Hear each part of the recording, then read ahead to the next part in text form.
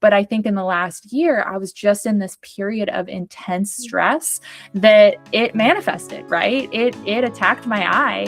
And I learned a very valuable lesson in kind of the things that we do, the things that I do to manage my health. They keep me very stable. They keep me feeling very well, but that autoimmunity is under the surface.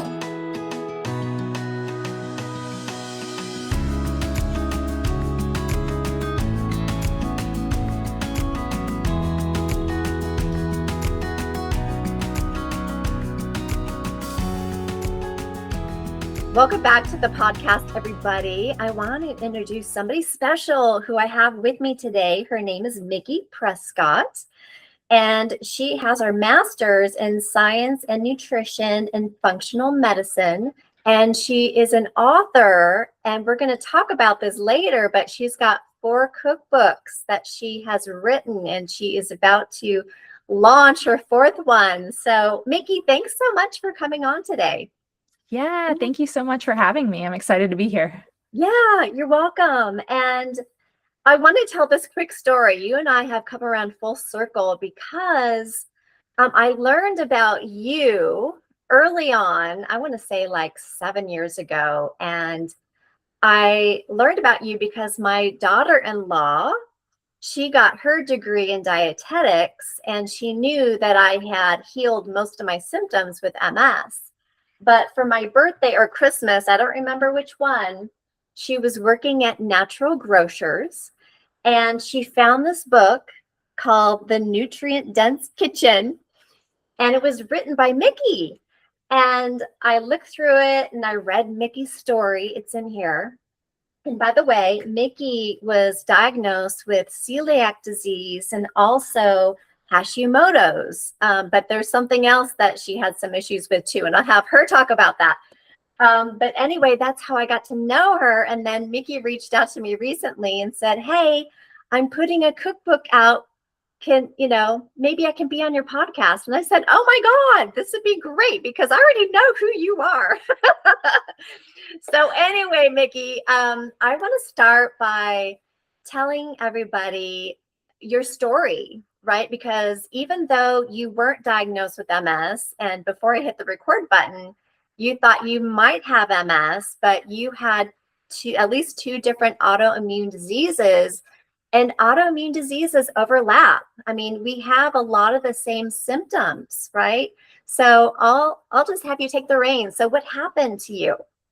Yeah, so this all really started for me 15 years ago when I was undergoing my own health crisis, which at the time was a couple years. I know for a lot of people, they suffer with autoimmune symptoms for even far longer than that. I think the average is 5 or 6 years before a diagnosis. So I ended up having I was in my 20s. I was really active. I had really not had any health problems until that point. And then I start getting this like numbness and tingling in my fingertips. I start being just really tired, just out of the blue, sleeping all the time, being anxious, not being able to get through my shifts at work. I worked at a coffee shop. I was on my feet. I was having like muscle fatigue and my feet would hurt. And I was just kind of like, is this what it's like to get older? Right. And again, I'm 26, so I'm just like, I guess this is what it's like. So I start going to the doctor, and, at the time I looked and appeared to be a healthy 26-year-old, even though, half of my hair had fallen out and I was freezing constantly. And I went to the doctor and they were like, "Oh, no, you don't have any thyroid problem. Like your blood tests all checks out. Like, maybe it's depression. Maybe you should get some mental health support." And I kept being like, I'm pretty sure that something's wrong. And I was just continually dismissed. At the time, I didn't have insurance, so I didn't really have a lot of resources to work with. I would, pay out of pocket, go to the doctor, have them tell me like everything's great. I didn't really have tools to advocate for myself. That kind of took many months of continuing to ask for answers and then building up that courage and saving up some money and going back again. So ultimately, I really declined the neurological, that numbness and tingling kind of progressed to half of my face. I started slurring my speech. I was kind of off balance. I had nerve pain in my feet, kind of traveled up to my knees, and just felt like one of my feet was just like in a fire constantly. So I eventually went to a neurologist. I had an MRI. I had some white matter lesions. That's where, possible MS came up.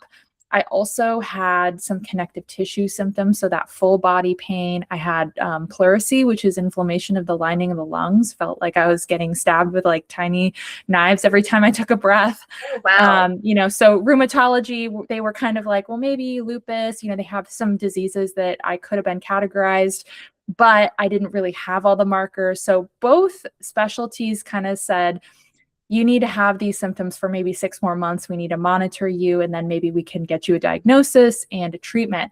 And I was just like, 6 months? Like, I can't live like this, And through that, I found out that I did have celiac disease, which can cause lesions in the brain. I did find out that I have Hashimoto's, which explained, the hair loss and the fatigue, the coldness. But I was told really that the only treatment for me was a gluten-free diet, and my thyroid hormones were normal, so they wouldn't give me any thyroid medication, and to kind of go on my way. Meanwhile, at this point, I'm like bedridden. I'm not working. I am just not, barely existing. And I just did not want to take that wait and see approach. So I started researching nutrition. That's how I discovered AIP. It was kind of at the very beginnings of the autoimmune protocol community, where a bunch of different women that I connected with that were blogging about their autoimmune symptoms in all different conditions. So one of my friends had MS, one of them had IBD, another had Hashimoto's. We all connected, created like a little private Facebook group for the 6 of us, and we just kind of experimented on ourselves. And all of us saw a lot of improvements. Like, actually, my friend Whitney, who has MS, went in for a follow-up MRI, and she saw that her lesions had improved. And I remember being like, I didn't know that that was possible, but we were all feeling better. And so out of that is kind of what grew the autoimmune protocol community, because we were then blogging and writing, and eventually kind of led me on the path to write multiple books and become a health coach and support other people through this. Wow. Wow. Wow. Wow. Okay. I've got some questions for you, girl. Yeah.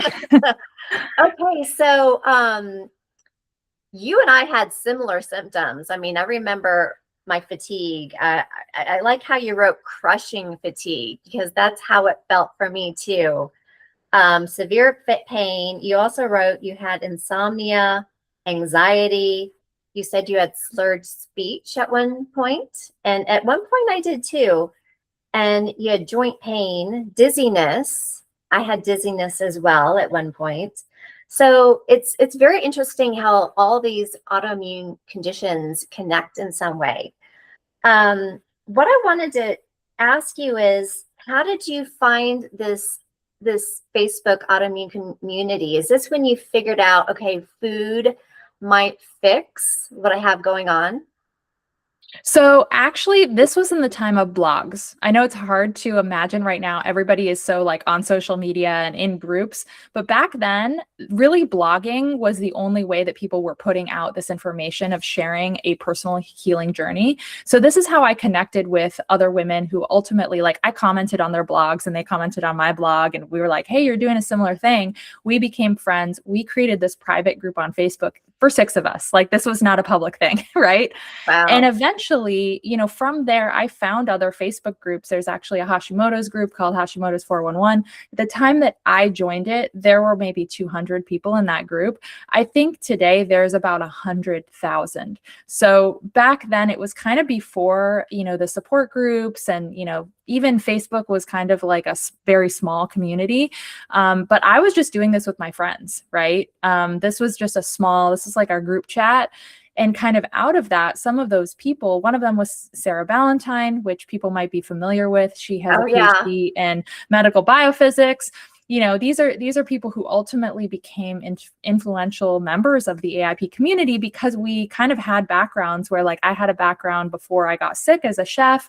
So we kind of used our prior learning, and then also like gained some more knowledge. Like, I went back to school to study nutrition to really nourish this community. And then out of that community, people started writing like, I have XYZ autoimmune condition. I'm seeing so much progress. So then I even started publishing stories from other people just because people would ask, well, you have Hashimoto's and celiac. Like, what happens if you have rheumatoid arthritis, or what happens if you have MS? So I've been publishing those over the last 10 years on the blog. And, there's almost 100 of them, which is really, really fun and a privilege to be able to do.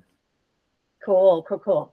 So I also want to mention that, because you wrote in your book that you were a vegan, right? Yes. You were a vegan, and you wrote in your book that you even hated the smell of meat cooking. And then one day you decided, okay, I'm going to try meat.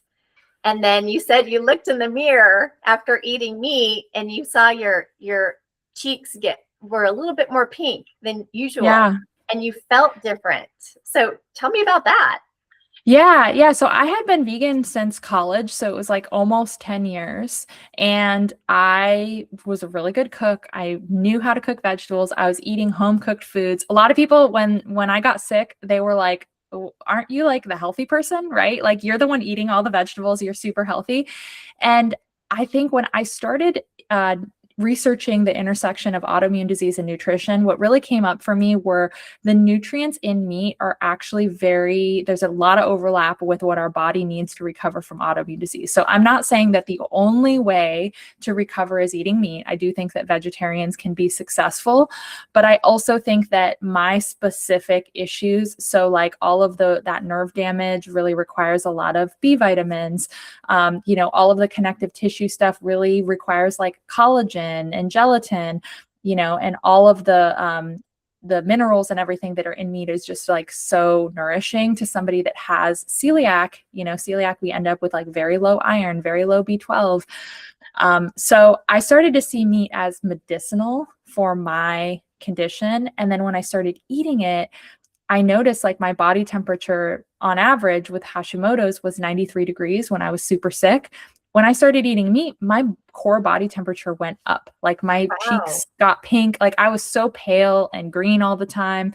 And so I just had this feeling like this is really something that is nourishing me and helping me. So I went towards that, but it was a really difficult transition. I'm not going to lie. Emotionally, I really didn't want to eat meat. I really had a lot of ethical concerns. So I really went out of my way to make sure that the meat that I was buying came from a good farm and all of that. But it really transformed my life, including animal protein in my diet again. I think that's incredible. I love that story. And I don't know if you know who Dr. Terry Walls is. Oh, yeah. Terry's a friend of mine. Yeah. Good. I knew Terry back before she could raise her arms above her shoulders. Oh my God. Yeah. Okay. And then the next time I saw her, she was like, "Hey, Mickey," So oh my God. yeah, Terry's a really big inspiration in my life. Her TED Talk is actually one of the things that got me started on my journey of learning more about nutrition and autoimmune disease. So me too. Yeah. Me too. Yeah. That's the reason why I healed myself, because of food. That's incredible, because the reason I was bringing her up is because she was a vegetarian, which is not too far off from a vegan. Vegetarians can eat eggs and I think cheese. Mm-hmm. But she learned the same thing. And in her book, she said she had a hard time eating meat too, because that's not what she did for a long time. And so she healed herself out of a wheelchair. You healed yourself.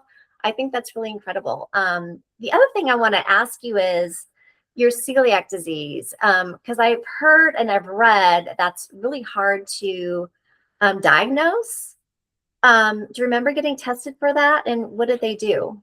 It was so like in the middle of like, I had a lot going on, right? Like I was having lots of blood tests for the rheumatology. I was having the MRI because of the neurological problems. The celiac was just like, they took, I had antibodies. So it was like a blood test. Both the celiac and the Hashimoto's were kind of like, oh, by the way, you have these two things. It was really like it was really Ah, easy and quick, but also like, just eat gluten-free, everything's going to go away, you're going to be fine.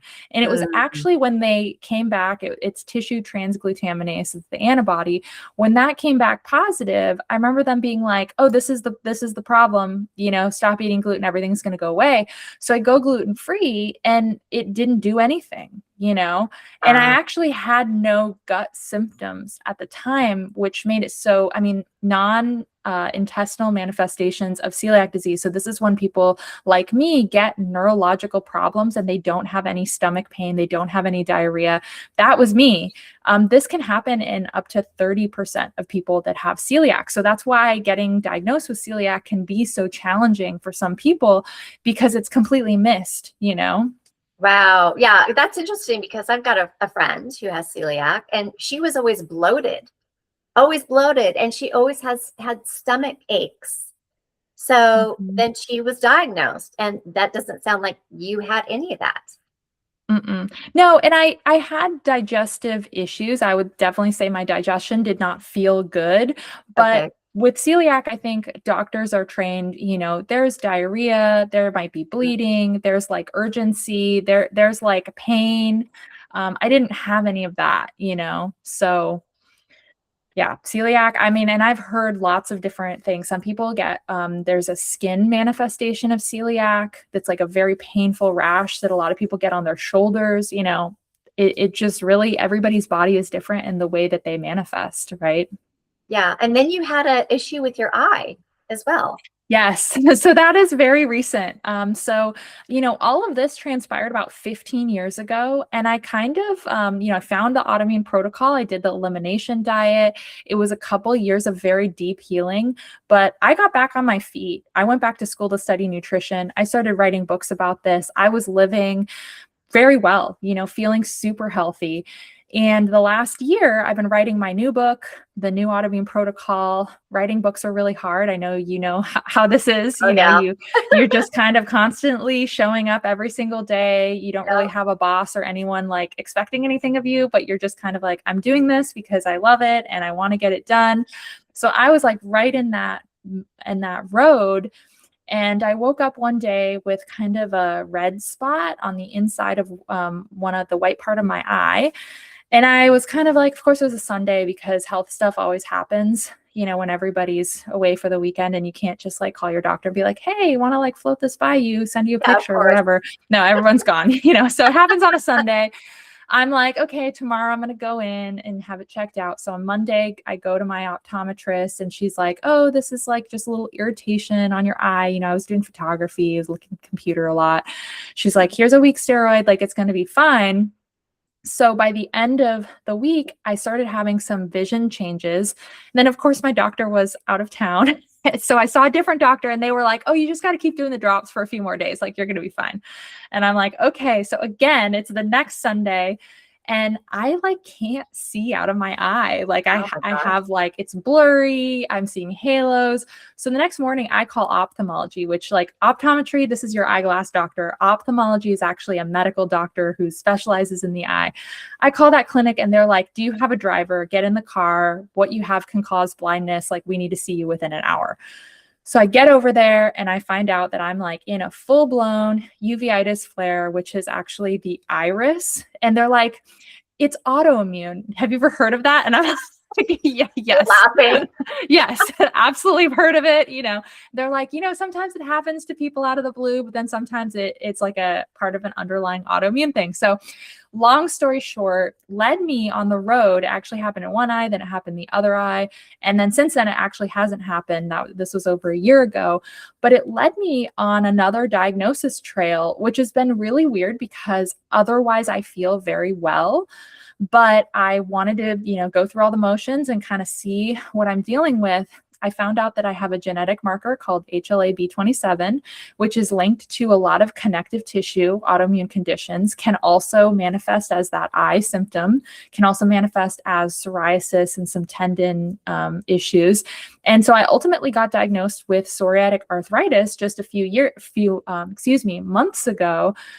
And all of this is coming together. I really don't have a lot of symptoms, but I know that that potential is there. And I know that this is the autoimmune condition that 15 years ago, this is what put me in bed, right? This is like, I had that all over, muscle aches, joint pain, and fatigue. I had rashes. I had rash on my scalp, and that all kind of really went away when I did AIP. But I think in the last year, I was just in this period of intense stress that it manifested, right? It attacked my eye. And I learned a very valuable lesson in kind of the things that we do, the things that I do to manage my health. They keep me very stable. They keep me feeling very well, but that autoimmunity is under the surface, right? And so really the thing that I have learned is really, even just like 15 years later, I'm still doing this. It's still so powerful and so meaningful, but life can change, right? I'm going through perimenopause now. My hormones are changing. My life looks a lot different now. And I'm putting myself under a lot of stress with writing these books and trying to get the word out about what I know so that I can help other people. But sometimes I have to be very careful about not overdoing it so that I don't cause my autoimmune stuff to flare up, I'm so glad you mentioned that, because I talk about stress on this podcast a lot, and stress is a big deal. So thank God you healed that up. So what did you do to help heal that? When my eye was flared up, I will be honest, the consequence is permanent vision loss. And so I was not messing around. I did exactly what the ophthalmologist wanted me to do, which was a very high dose steroid every single hour. I had to keep my eye permanently dilated, which for anybody that, you've had those paralyzing drops, I had to put them in 3 times a day. So one of my eyes was just like super blown out. But that took care of it in about 10 days. Then I had to do a big taper. Then it actually started in my other eye, but that eye, I got it taken care of in like a few days because I just started the treatment really early. It's kind of like getting a big painful rash, but it's happening in your eye. So if you get something on it topically, it kind of goes away. And then I brought in all of like the food, the stress management, took some time off of work, and since then have been very mindful of my stress levels. And I've been very grateful that it kind of hasn't come back. But it is important to know, when we live in autoimmune bodies, even when we have experienced so much progress with our healing, that the potential, if the perfect storm of different things comes up where, I see it now looking back. I wasn't eating my usual because I was doing all this recipe development. I was recipe testing like desserts and things that I don't usually eat. I was not eating kind of my regular food that makes me feel great. I was just working really long hours. I was using my eyes, on a computer, looking at the camera, that kind of thing. So now I see it and, I know better, and happy to talk about it in case it inspires other people. Also, not to feel bad if you have a flare, because they happen sometimes, Yeah, no, I'm glad you talked about that and practicing, less stress kind of practices, right? Taking work off, taking the day off, going outside, going for a walk, getting away from the computer. That's really important.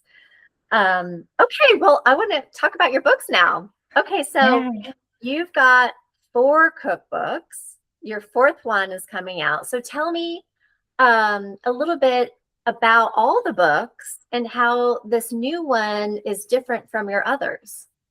Awesome. So the first book that I wrote is called the Autoimmune Paleo Cookbook. It was the very first cookbook dedicated to AIP, which is the autoimmune protocol. The autoimmune protocol is an elimination diet that I originally used way back in the day. There's a few phases. You do transition, you eliminate foods for 30 to 90 days, and then you reintroduce foods. We can talk about the specifics later if you think your audience is interested. But that's really the book that kind of started the AIP movement and kind of my first cookbook. The second book that I wrote was with a partner named Angie Alt, and it's called the Autoimmune Wellness Handbook.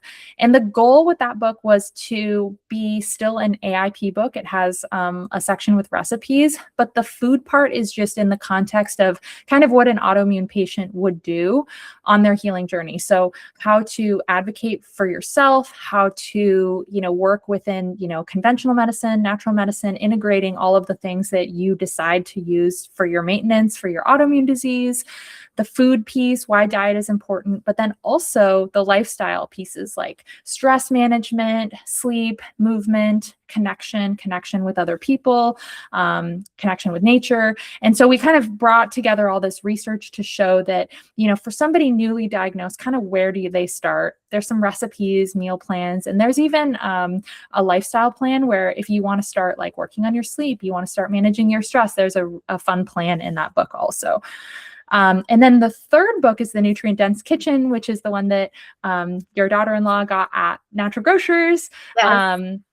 The Nutrient Dense Kitchen is also an AIP book, but I really wanted to lead with nutrient density because over the years, so this book came out in 2019, about 5 or 6 years after my first book came out.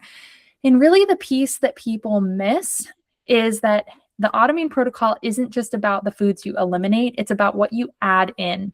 And my healing journey really taught me that it was the foods that I have included, not the foods that I excluded, that really make the impact long-term. So things like the anti-inflammatory omega-3, cold water fatty fish, bone broth, lots of colorful fruits and vegetables for fiber and phytonutrients, fermented foods. So in that book, it's still an AIP book. It is still a cookbook, but it has all this educational content about like where you would find different nutrients in food, and then recipes for people who maybe don't know how to cook with these ingredients for anyone who's interested in nutrient density. And then my newest book coming out now is called The New Autoimmune Protocol. And I call it The New Autoimmune Protocol because over the last 15 years, we now have medical research using AIP for different autoimmune conditions. So in the beginning, it was like self-experimentation, it was theory. In 2015, AIP began to be studied at research institutions like Scripps. They did 4 studies using AIP for IBD, which includes Crohn's disease and ulcerative colitis. They found that 73% of patients reached clinical remission in 6 weeks using the elimination diet, which is just incredible. They did a RNA study. So this is a gene expression study showing all of the tissue level. So like in the intestine, they had samples before and after.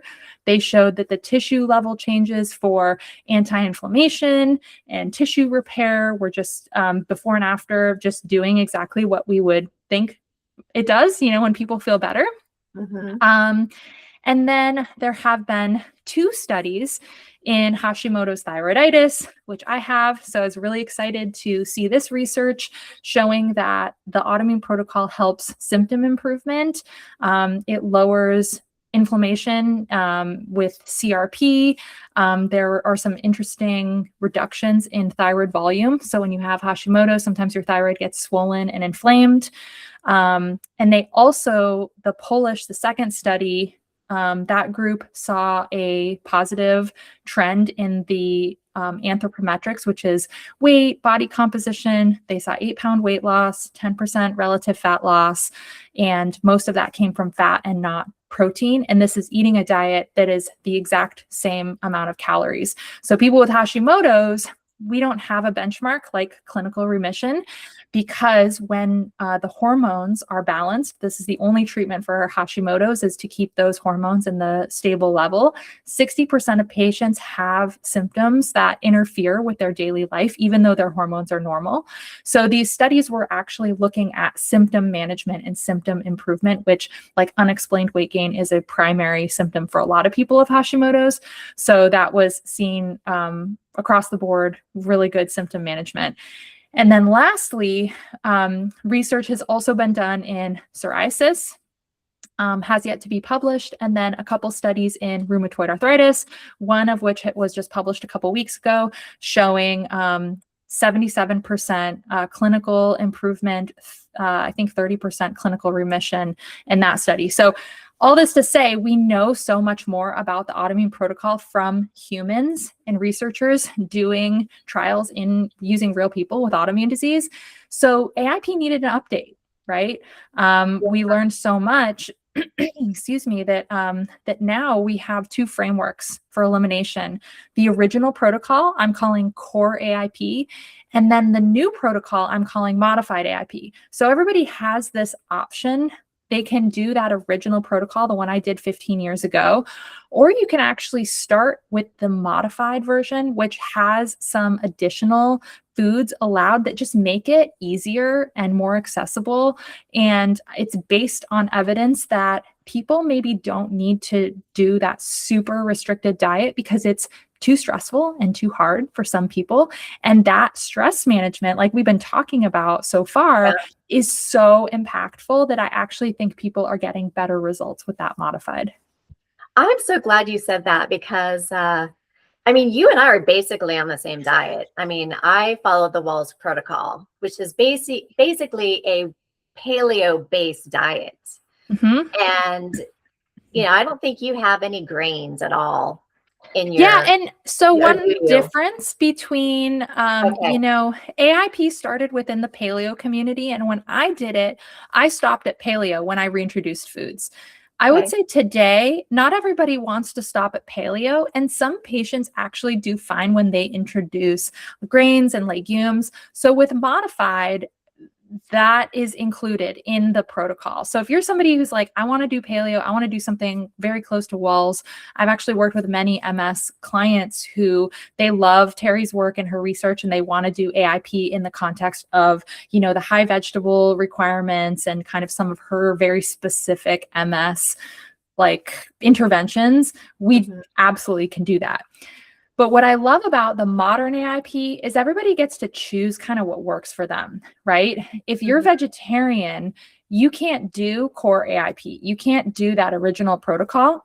So what I love about the modern approach to AIP is that people can choose between that original protocol, the core protocol, or they can choose this modified protocol that, like, if you're a vegetarian, beans and rice are going to make it so that you actually have enough protein sources to do it safely. Now, I would rather people be eating meat because I know that the nutrition there is so much stronger, but there are a lot of reasons that people are vegetarian.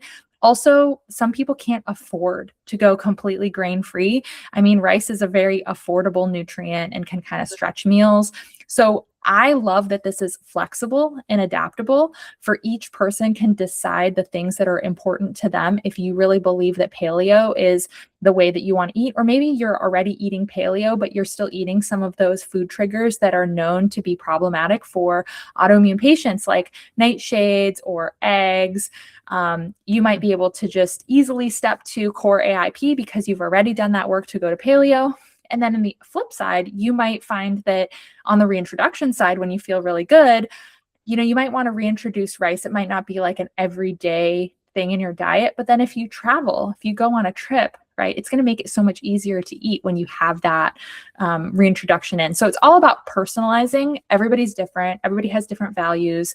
Everybody has different requirements in their nutrient density, but it can be, I love that AIP has kind of moved outside paleo because it expanded to include options for people that, might think outside of that framework, Yeah, no, I love that because we're all bio individuals. And one person, like my daughter-in-law, she's allergic to avocados. She can't eat avocados. I love the fact that when Terry Walls had her protocol, she allowed rice and gluten-free grains. And, when you're on the American Standard Diet to begin with, and you got to do a 180 on your diet, eating some rice and some, gluten-free grains is a lot easier than taking it all out. So, and I healed, eating rice and quinoa and some other, almond flour, I bake, right? So I love baking. So I use almond flour and coconut flour and all these other, it's a nut, right? It's not a grain, but I had to learn about all these new ingredients to, satisfy my taste buds, but also, be good to my body. So I love that. I can't wait till that comes out. So you do have sounds like you've got some rice recipes and some other kind of gluten-free, I'm guessing. And legumes too in your new book? Yeah, so the way the book is structured, half of it is the program guide for the autoimmune protocol, updated with all the medical research. So you have full guidance for the transition phase, which is kind of the first phase, the elimination phase, which is what everybody knows AIP to be. That's where you remove the different lists of foods based on if you're doing core AIP or modified AIP. Then there's the reintroduction phase, and you reintroduce foods in order of least likely to be a problem and most nutrient dense. So there's 4 stages.